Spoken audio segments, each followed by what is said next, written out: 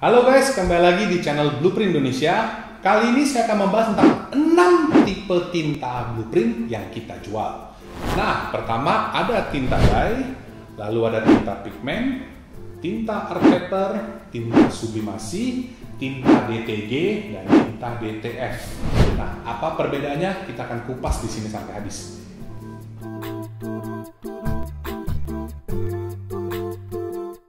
Tinta dye dan tinta pigmen adalah tinta paling umum yang ada dijual di pasaran. Biasanya kalau kita beli printer, isinya sudah rata-rata tinta dye.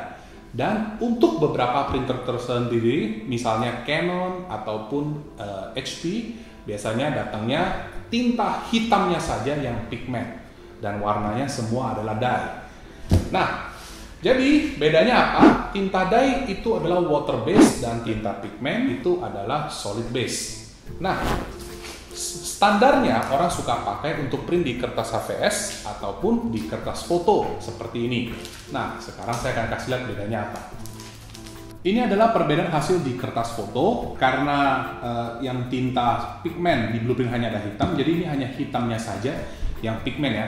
Nah, bedanya adalah begini. Karena pigmen adalah solid base, jadi ini kalau kita hanya pakai tangan saja, kita gosok seperti ini, dia bisa copot. Nah, kelihatan ya di tangan saya. Lalu, kalau yang dye, kita akan kocok juga hitamnya. Karena ini tintanya adalah water base, dia tidak akan tersisa. Jadi beda ya. Ini yang pigmen dan ini adalah yang dye.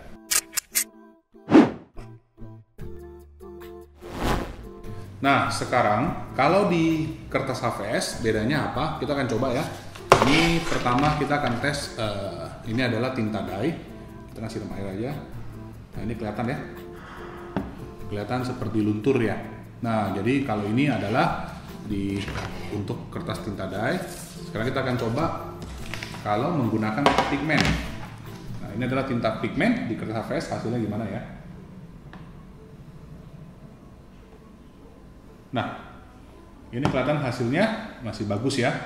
Nah, jadi bisa kelihatan ini yang tinta pigmen,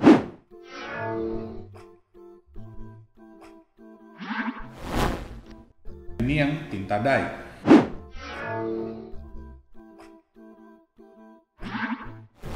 Jadi kalau misalnya luntur di kertas HVS itu adalah tinta dye. Oke?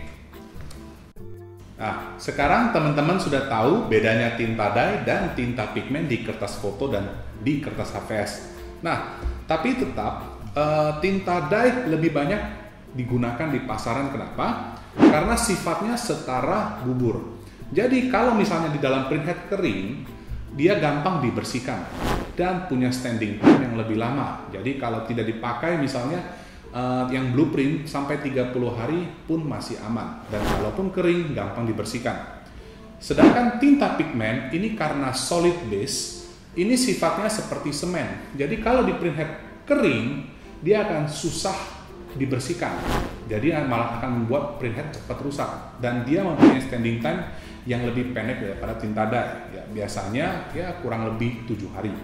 Nah, oke, begini tentang tinta dye dan tinta pigmen. Kita akan lanjut ke tinta art paper.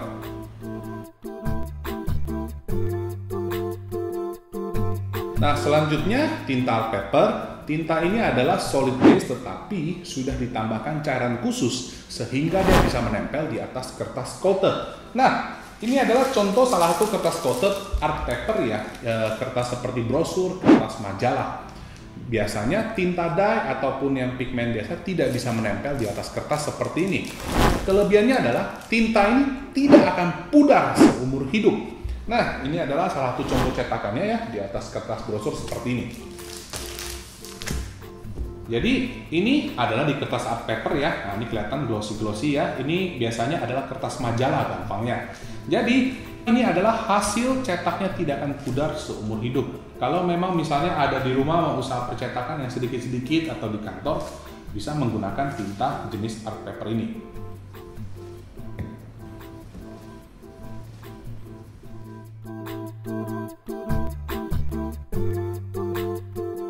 Nah, selanjutnya ini adalah tinta sublimasi. Nah, ini biasa adalah tinta yang dipakai sablon ke kain polyester ataupun muk atau keramik. Nah, biasanya ini dipakai bersama dengan ini, kertas sublim. Tinta sublim ini biasanya di-print dulu ke kertas seperti ini, setelah itu baru ditransfer. Warnanya akan menyala setelah dipanaskan. Jadi warna ini adalah warna asli dari filenya. Nah, biasanya bukan hanya untuk di kain, bisa juga untuk ke muk seperti ini. Nah, ini adalah warna setelah di-print dan ini adalah warna di muknya. Jadi kalau buat teman-teman yang ingin bisnis untuk bidang souvenir, cocok menggunakan tinta sublim seperti ini. Jadi misalnya untuk mau bikin baju, muk, macam-macam seperti ini. Bisa juga untuk bikin topi seperti ini. Jadi yang penting bahannya semuanya adalah kain polyester.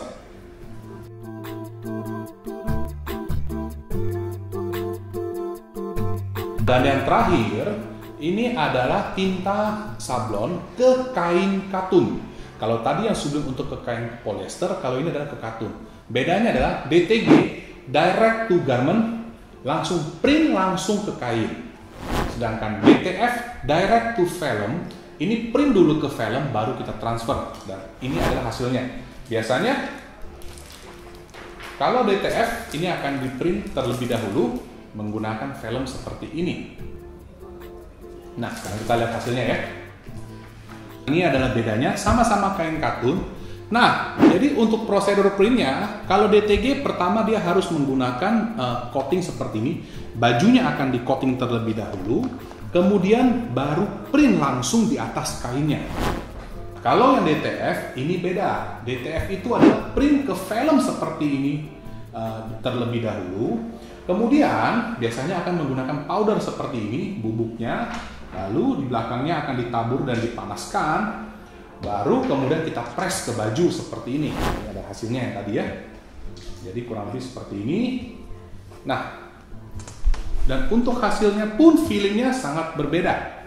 Jadi teman-teman, kalau ini adalah untuk teman-teman yang mau bisnis ke bidang baju, misalnya mau bikin kaos di print, jadi bisa menggunakan tinta DTG ataupun tinta DTF.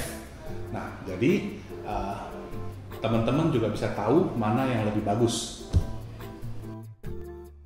Jadi gimana teman-teman, sekarang sudah tahu tentang 6 tipe tinta yang kita jual ya.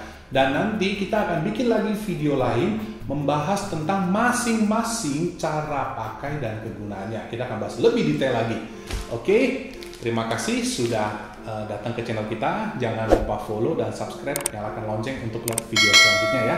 Terima kasih dan kembali lagi di channel Blueprint Indonesia. Thank you.